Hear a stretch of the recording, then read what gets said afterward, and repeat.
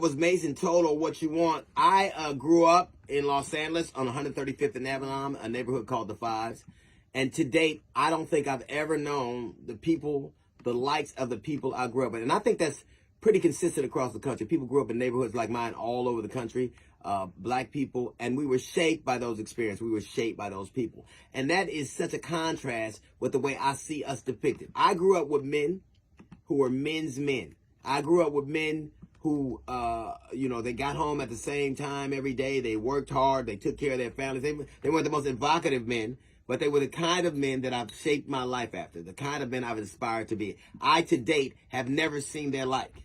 I remember I remember I was a kid and my mother had given me some money to go to Vaughn's grocery store on El Segundo on Avalon. And I think, I can't remember if it was a 50 or a 20, and I lost it. And my mother said, you better take your ass down there and get that money or don't come home. And that was, she meant it. So for all intents and purposes, I'd have been a 70-year-old homeless dude by now. So I go back to Vaughn's, I go to the cashier, and there was a note, a paper clip with the money. And it said, I saw this kid lose it. That is the kind of neighborhood I grew up in. I grew up with people who would literally give you their last. When you would walk down the street, if you did something wrong, they had permission to put their hands on you, and then you get a whooping when your mama and daddy came home. It was truly a village. I grew up with men, like if you didn't have something, you would go to a neighbor and get it. If I remember there were times when somebody's electricity cut off and you run extension cord to Miss Allen's house or Miss Moore's house. It was a collaborative thing. And when I hear the depictions of black people that are so popular in the media, it's an anathema to everything I grew up with. I knew men who would disown you if you didn't take care of your family. I knew men, if you put your hands on a woman, they would come see about you, even if you were one of their friends.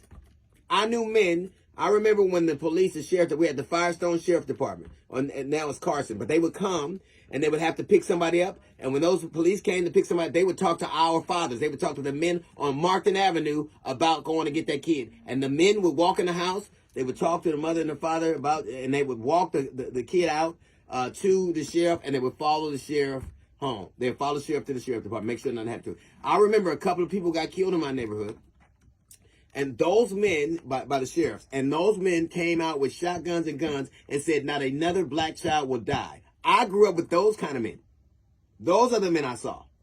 Those are the men I patterned myself after. Those are the stories that the media doesn't tell you. We were shaped by men like that. And I don't think that's really just specific to me. I think we, from a communal standpoint, black people grew up with people like that all over the country. All over the country. So Mr. Moore, Mr. Fractus, Mr. Allen, Mr. Moak, Mr. Ivy, Mr. Tarver, Mr. Smith, Mr. Williams, I thank you for shaping the world that I see so clearly. I thank you for having courage and be the men that I hope my son will look at me as one day. The depiction of us is so different than the men I knew. I have been all over the world, and I've never seen the likes of those men. And I'm sure that's consistent across the country. I'm sure it's not just me. So to all those men who put all that time and poured into me, whether you're here or not, know that I thank you and I go forward in your life. That's a little note from the GED section. Got a jazz report coming up in 15 minutes. It's the D.L. Hughley Show.